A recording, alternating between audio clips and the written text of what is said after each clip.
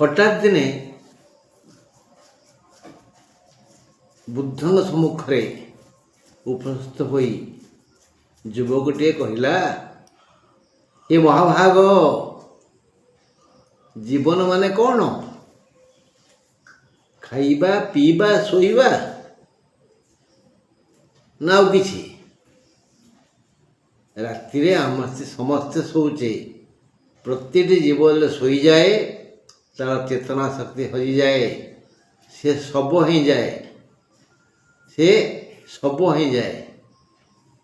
ତେଣୁ ଏ ଶବତ୍ୱରୁ ମୁକ୍ତି କେବେ? ବୁଦ୍ଧ ବୁଝାଇ ଦେଲେ ଯେ ଆମେ ଜୀବନ ସଂଗ୍ରାମ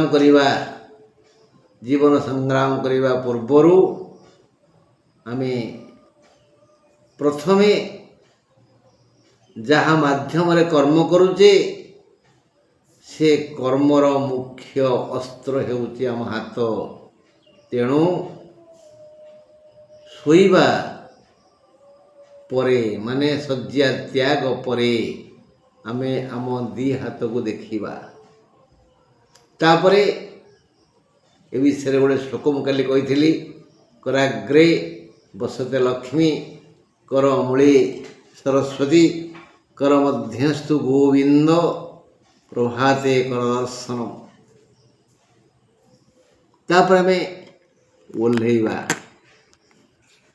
ସପରେ ଶୋଇଥିବା ବା ମସିଣାରେ ଶୋଇଥିବା ବା ଖଟରେ ଶୋଇଥିବା ବା ସୋଫାରେ ଶୋଇଥିବା, ଓହ୍ଲେଇବା।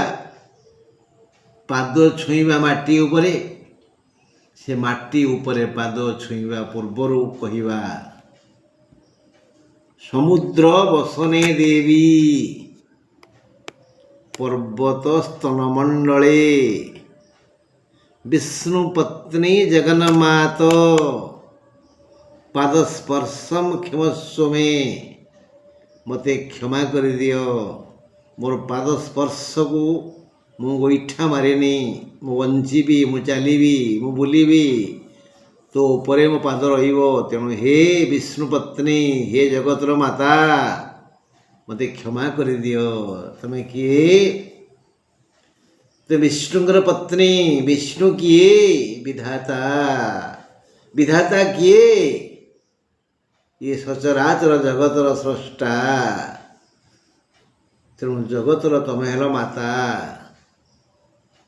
ସୁତରାଂ ତମ ଉପରେ ମୋ ପାଦ ବାଜିଲା, ମୋତେ କ୍ଷମା କରିଦିଅ। ଏତେ ଗୁଡ଼ିଏ କାମ କରି ସାରିଲା ପରେ ଆଗେ ହସ୍ତ ଦର୍ଶନ, ତାପରେ ପାଦ ସ୍ପର୍ଶନ, ତାପରେ ଗମନ ଇତ୍ୟାଦି।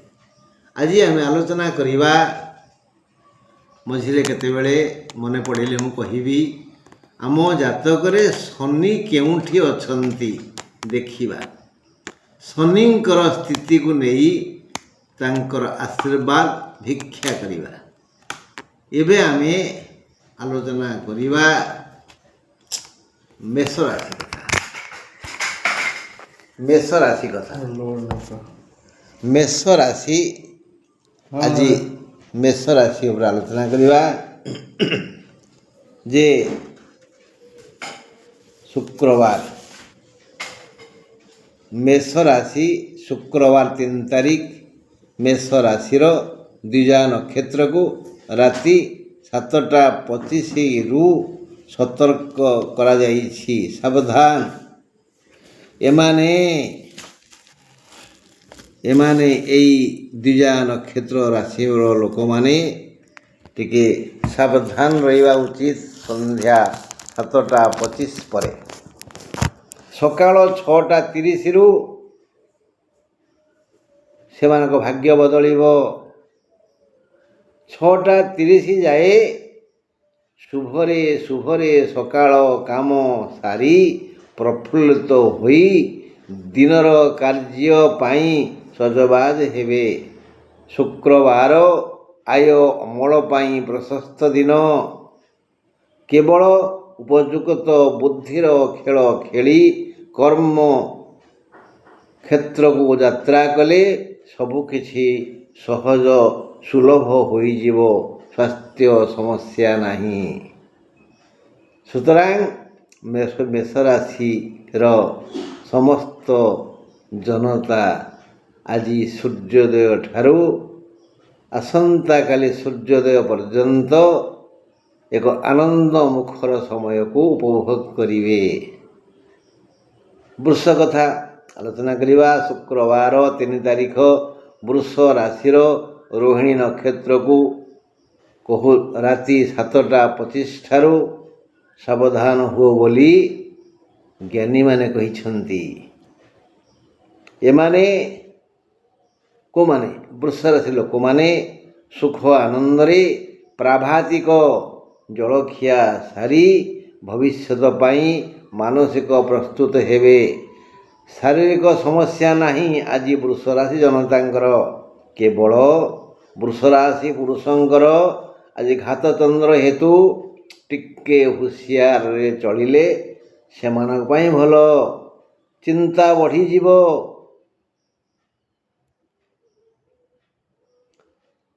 7ଟା 25 ପରେ ସେମାନେ ଦୈନିକ ବୃତ୍ତି ବ୍ୟବସାୟରେ ବିକାଶ କରିବା ପାଇଁ ସମସ୍ତ ଚେଷ୍ଟା କରିବେ।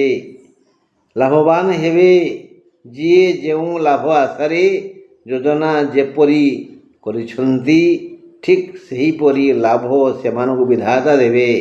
ଆୟ ଅମଳ ପାଇଁ ଆଦୌ ବାଧା ବନ୍ଧନ ନାହିଁ। ସୁତରାଂ ଏହି ବୃଷ ରାଶିର ଲୋକେ ଯେମିତି ଖଟିବେ ତାର 6 ଗୁଣ ତୋଳିବେ। 6 ଗୁଣ ବଢ଼ିଆ ଦିନ। ଏବେ ଆମେ ପଢ଼ିବା ବୃଷ ପରେ ଟିକିଏ ଜାଣିବା 3 ତାରିଖ ଶୁକ୍ରବାର ସୂର୍ଯ୍ୟୋଦୟ କେତେବେଳେ ହୁଏ ନା 5ଟା 40 ପରେ ହେବ। ଶୁକ୍ରବାର 3 ତାରିଖ ସୂର୍ଯ୍ୟୋଦୟ 5ଟା 40 ପରେ ହେବ। ଏବେ ପଢ଼ିବା ଜାଣିବା ବୁଝିବା ମିଥୁନ କଥା। ଶୁକ୍ରବାର ଦିନ ମାନେ ଏଇ 3 ତାରିଖ ଦିନ ମିଥୁନ ରାଶି ଆର୍ଦ୍ରା ନକ୍ଷତ୍ରର ରାତି 7ଟା 25 ଠାରୁ ଅଶୁଭ ସମୟ ଆସିବ।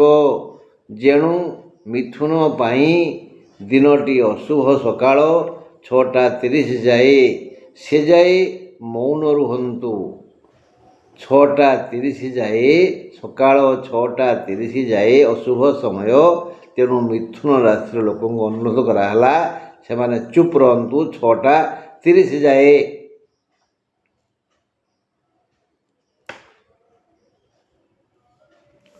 ସବୁ ଶୁଣି ନୀରବ ରୁହନ୍ତୁ।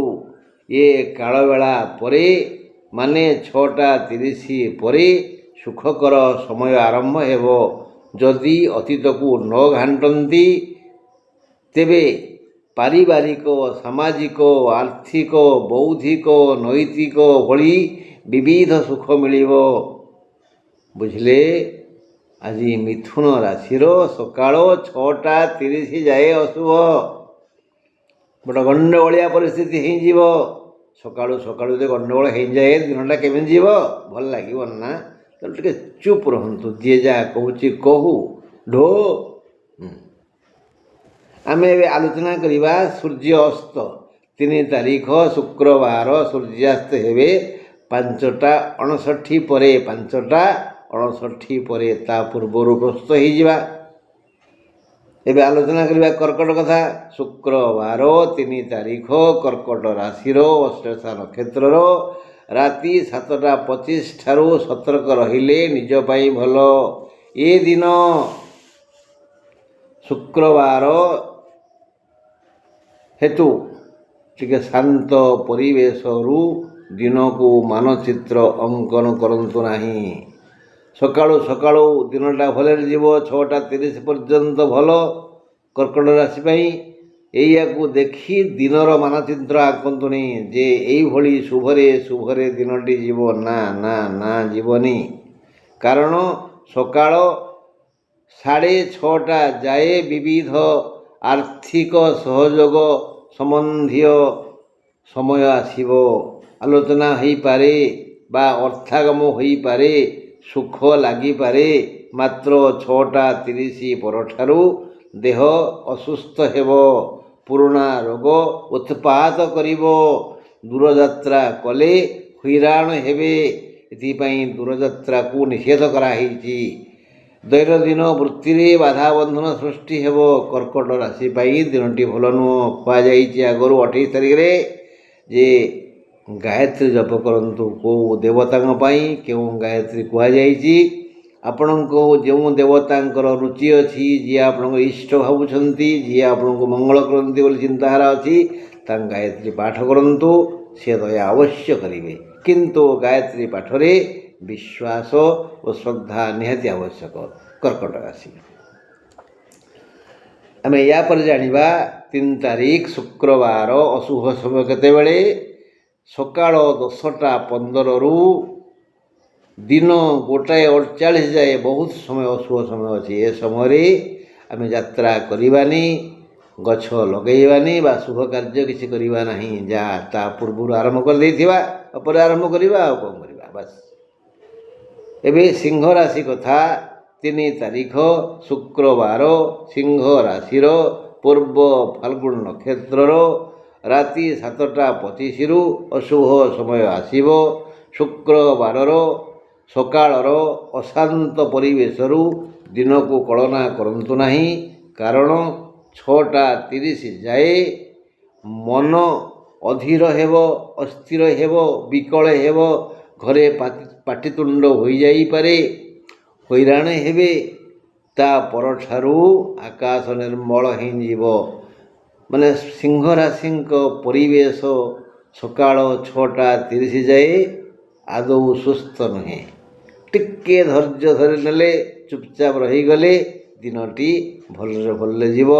ତା ପରଠାରୁ ଆକାଶ ନିର୍ମଳ ହୋଇଯିବ। ଆୟ ଅମଳ ପାଇଁ ମୁଣ୍ଡକୁ ସୁଚିନ୍ତା ଆସିବ।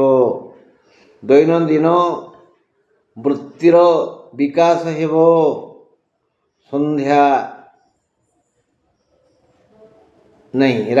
ରାତି 7ଟା 25 ପରେ ପୂର୍ବ ଫାଲ୍ଗୁନୀ ନକ୍ଷତ୍ରର ଅଶୁଭ ସମୟ ଆସିବ। ଉପସ୍ଥିତ ବୁଦ୍ଧି ବିବେକର ସୁବିନିଯୋଗ କରିପାରିଲେ ସମସ୍ତ କର୍ମ ଅଧିକରୁ ଅଧିକ ଲାଭ ଦେବ। ଅଧିକରୁ ଅଧିକ ରୋଜଗାର କରିବେ। କିନ୍ତୁ ପରବୁଦ୍ଧିରେ କେବେ ପରିଚାଳିତ ହେବେନି।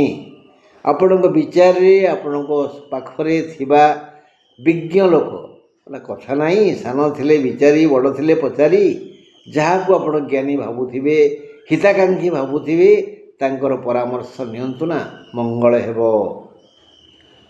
ଯଦି ଅଧିକରୁ ଅଧିକ, କଳିଯୁଗ ନା, ଏ ଯୁଗରେ ଅର୍ଥ ବିନା ଆଉ କିଛି ନାହିଁ। ମନି ମନି ମନି, ଏଇ ଚିନ୍ତା ସମସ୍ତଙ୍କ ମୁଣ୍ଡକୁ ଆସୁଛି। ବ୍ରାଇଟର ଦେନ୍ ସନସାଇନ୍, କିଏ? ଏଇ ମନି। ସୁଇଟର ଦେନ୍ ହନି, କିଏ? ଏଇ ମନି। ତେଣୁ ଏଇ ରୋଜଗାର ପାଇଁ ଭଲ ସମୟ ଆସୁଛି। ଆଜି ଦିନଟି ସକାଳ 6ଟା 30 ପରଠାରୁ। ତେଣୁ ମାନସିକ ପ୍ରସ୍ତୁତ ହେଇଯାଆନ୍ତୁ। ମୁଁ ଏଇ ଉପାୟରେ, ଏଇ ବୁଦ୍ଧି ଖଟେଇ, ଏତିକି ବଳ ଖଟେଇ, ଏତିକି ଅର୍ଥ ଖଟେଇ, ଏତିକି ପରିଶ୍ରମ ଖଟେଇ ରୋଜଗାର କରିବି। କନ୍ୟା କଥା। ଶୁକ୍ରବାର 3 ତାରିଖ ସକାଳୁ କନ୍ୟା ରାଶିର 6ଟା 30 ଯାଏ ସବୁ ସୁଖର ଲକ୍ଷଣ ମିଳିବ। ମାତ୍ର ଦିନଟି ଶୁଭରେ ଯିବନି। ଗାୟତ୍ରୀ ପାଠ କରିବେ ନା, ନହେଲେ ହଇରାଣ ହେଇଯିବେ। 6ଟା 30 ପରଠାରୁ ମନ ଅବୁଝା ହେବ। କୌଣସି ଦୁଶ୍ଚିନ୍ତା ପାଇଁ ବ୍ୟସ୍ତ ରହିବ। ଏଣୁ କର୍ମ କ୍ଷେତ୍ରରେ ବିଭ୍ରାଟ ହେବ। ରାତି 7ଟା 25 ପରଠାରୁ ମନ୍ଦ ସମୟ ଆସିବ। କାହାର ଆସିବ? ହସ୍ତା ନକ୍ଷତ୍ରର। ଆଉ ଧନାଗମ ହେବ, ମାତ୍ର ମନ ବୁଝିବନି। ରାତିରେ 7ଟା 25 ପରଠାରୁ ହସ୍ତା ନକ୍ଷତ୍ରର ଅଶୁଭ ସମୟ ଆସିବ। ଆଜି ମନ ଆଉଟପାଉଟ ହେବ। ଧନାଗମ ହେଲେ ବି ମନ ବୁଝିବନି। ହେଲେ ଆଜି ଦିନକ ଆମେ ଟିକେ ଚୁପଚାପ ରହିଲେ ଭଲ। କାହା ପାଖରେ ନେଉରାହି ମାଗିବାନି, ଦେ ନାହିଁ। କାହାକୁ ପରାମର୍ଶ ଦେବାନି, ଶୁଣ କଥା ଭୁଲ। ଆଜି ଦିନଟା ଭଲ, କଥାଟା ବୁମେରାଙ୍ଗ ହେଇଯିବ, ଓଲଟେଇ ସେ ଦୁଇ ପଦ କହିଦେବେ, କଷ୍ଟ ହେବା ଝିଅ। ଆମେ କନ୍ୟା କଥା ବୁଝିଲେ, ଶୁଣିଲେ, ଜାଣିଲେ। ଏବେ ଦେଖିବା ତୁଳା କଥା।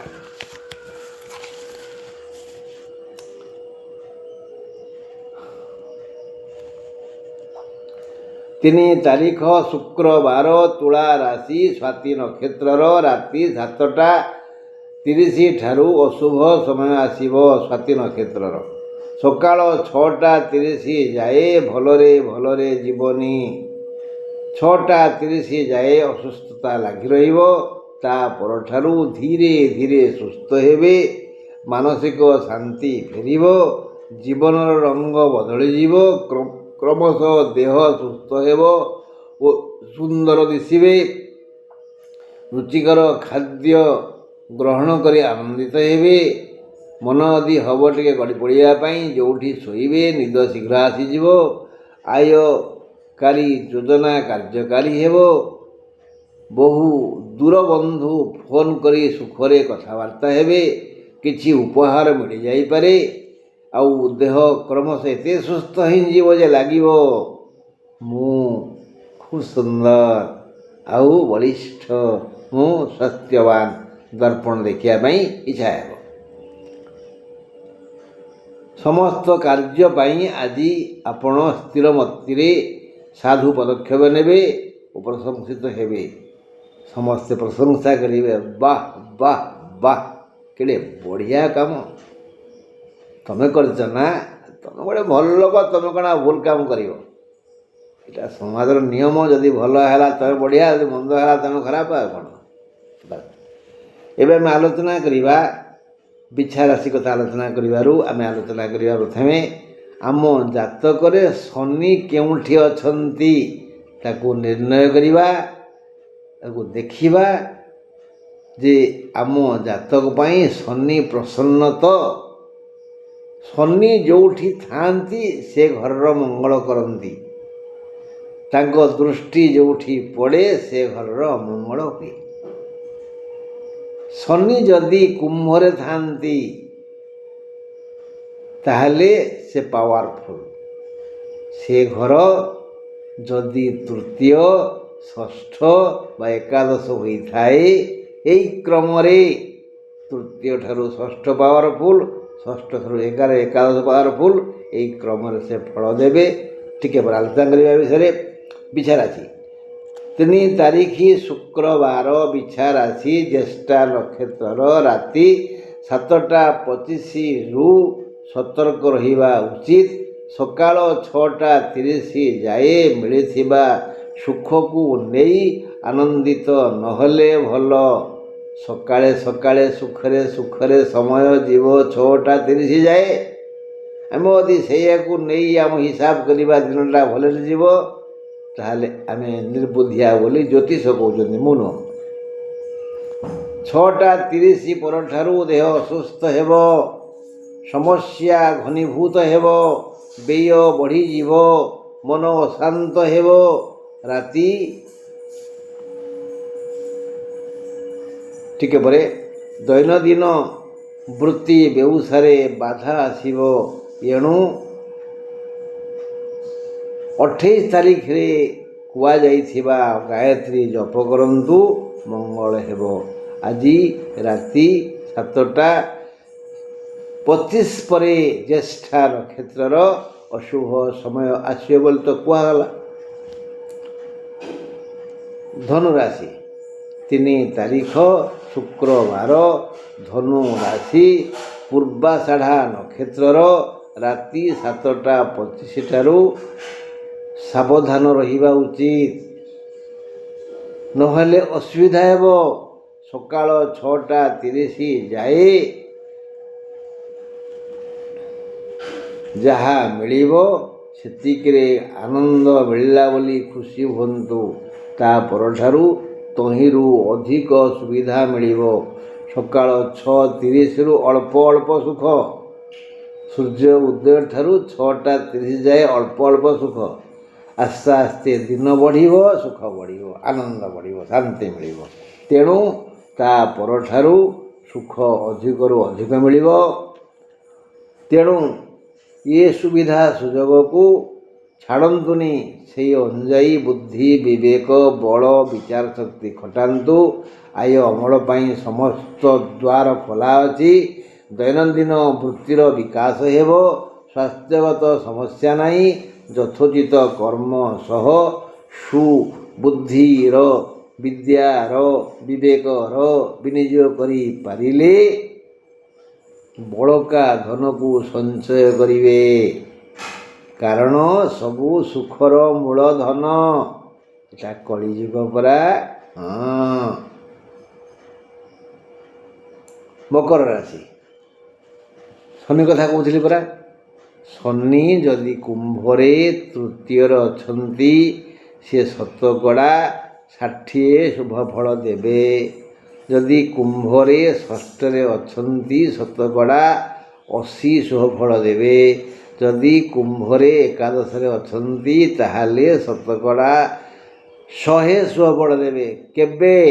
କେଉଁଦିନ? ଶନି ମହାଦଶାରେ, ଶନି ଅନ୍ତର୍ଦଶା ପଡ଼ିବା ସମୟରେ। ବାସ୍। ଯଦି ସେ ଅନ୍ୟ ଘରେ ଥାଆନ୍ତି, କେଉଁ ଘରେ? ମିତ୍ର ଘରେ। ଆମେ ଆଲୋଚନା କରିବା ଏହା ପରେ ସେ ବିଷୟରେ। ମକର କଥା, 3 ତାରିଖ ଶୁକ୍ରବାର, ମକର ରାଶି, ଶ୍ରବଣା ନକ୍ଷତ୍ରର ରାତି 7ଟା 25ରୁ ଅସୁବିଧା ସମୟ ଆସିବ।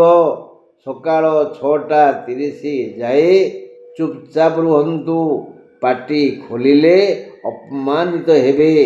ଅପମାନ ଅସୁର ଜଗିଛି ମାଡ଼ି ବସିବ। ଶାନ୍ତି ଭଙ୍ଗ ହେବ। ତାପରେ ଘରେ ଟିକେ ଝମିଲା ହେବ।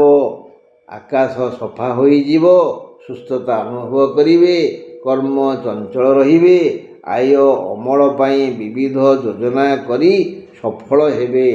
ଦୈନନ୍ଦିନ ଜୀବିକାରୁ ଲାଭ ପାଇବେ। ଏ ଗଲା ମକର କଥା। ଶନି ଯଦି ଜାତକରେ ଶତ୍ରୁ ଦୃଷ୍ଟିରେ ଅଛନ୍ତି, ତାଙ୍କର ଦୃଷ୍ଟି ହେଲା, ଶତ୍ରୁ କିଏ? ତାଙ୍କ ପରମ ଶତ୍ରୁ ହେଲା ମଙ୍ଗଳ। ମଙ୍ଗଳ ଯଦି ଶନିକୁ ଦେଖୁଥାନ୍ତି, ଶେଷ ସମୟରେ ଶ୍ରୀକୃଷ୍ଣ ଅର୍ଜୁନଙ୍କର କଳା ହରଣ କଲା ପରି ଏଇ ତୃତୀୟସ୍ଥ, ଷଷ୍ଠସ୍ଥ, ଏକାଦଶସ୍ଥ, କୁମ୍ଭସ୍ଥ ଶନିଙ୍କର କଳା ହରଣ କରିବେ ମଙ୍ଗଳ। ତେଣୁ ମଙ୍ଗଳଙ୍କ ଦୃଷ୍ଟି ଶନିଙ୍କ ପାଇଁ ଆଦୌ ଶୁଭଙ୍କର ନୁହେଁ। ଯଦି ଦିହେଁ ଥାଆନ୍ତି ଗୋଟେ ଘରେ, ଦି ଶତ୍ରୁ ଥାଆନ୍ତି ଗୋଟିଏ ଘରେ, ତାହେଲେ ଝଗଡ଼ା ହବନି। କାରଣ ଉଭୟେ ଜୀବଜଗତ ପାଇଁ ଶୁଭ କାମନା କରି ଆସିଛନ୍ତି। ବ୍ୟକ୍ତିଙ୍କର ବିଶେଷ ମଙ୍ଗଳ ହେବ। ମଙ୍ଗଳ ବି ତୃତୀୟରେ, ଷଷ୍ଠରେ, ଏକାଦଶରେ ରହିଲେ ଶୁଭ ଫଳ ଦିଅନ୍ତି। ତ୍ରିଷଡ୍ ଏକାଦଶେ ଭୌମଃ, ତ୍ରିଷଡ୍ ଏକାଦଶେ ସୌରୀ, ତ୍ରିଷଡ୍ ଏକାଦଶେ ରାହୁ ସର୍ବରିଷ୍ଟଂ ବିନଶ୍ୟନ୍ତି।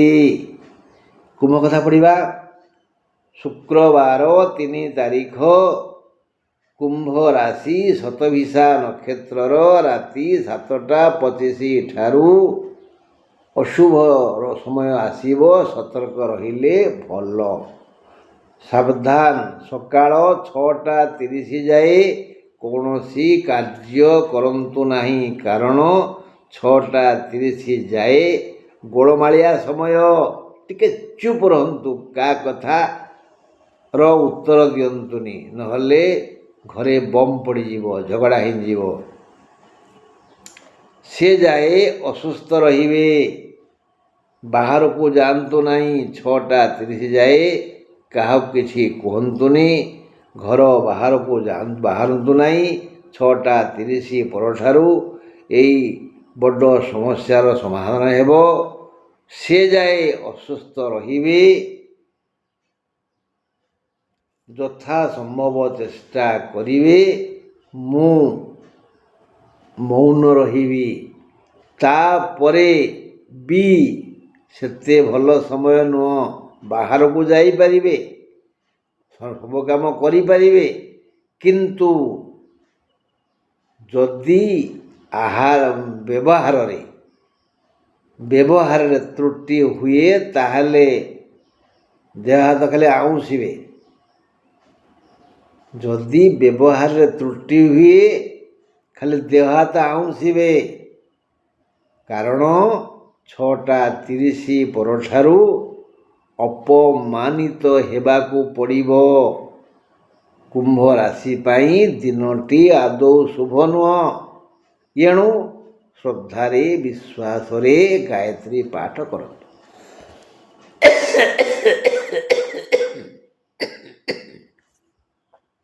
ମୀନ ରାଶି 3 ତାରିଖ ଶୁକ୍ରବାର, ମୀନ ରାଶି, ରେବତୀ ନକ୍ଷତ୍ରର ରାତି 7:25ରୁ ଶୁଭ ସମୟ ଆସିବ। କର୍ମ ଶୁକ୍ରବାର 3 ତାରିଖ ମୀନ ରାଶି, ରେବତୀ ନକ୍ଷତ୍ରର ରାତି 7:25 ଠାରୁ ଶୁଭ ସମୟ ସରିଯିବ। ଶାନ୍ତି ବ୍ୟାହତ ହେବ। ସକାଳ 6:30 ଯାଏ ଦିନଟି ଭଲରେ ଆରମ୍ଭ ହେବ। ମାତ୍ର 6:30 ପରେ ଦୁଃସମୟ ଆସିବ। ଅସୁସ୍ଥତା ଲାଗି ରହିବ, ମୁଣ୍ଡ ବିନ୍ଧିବ, ପୁରୁଣା ରୋଗ ଥିଲେ ବହୁ ଯନ୍ତ୍ରଣା ଦେବ। ସୁତରାଂ ଶୁକ୍ରବାର ଦିନ ଆପଣଙ୍କୁ ଦୂରଯାତ୍ରା ନିଷେଧ କରାଯାଇଛି। ଧୈର୍ଯ୍ୟ ଧରି ଗାୟତ୍ରୀ ପାଠ କରନ୍ତୁ, ମଙ୍ଗଳ ହେବ।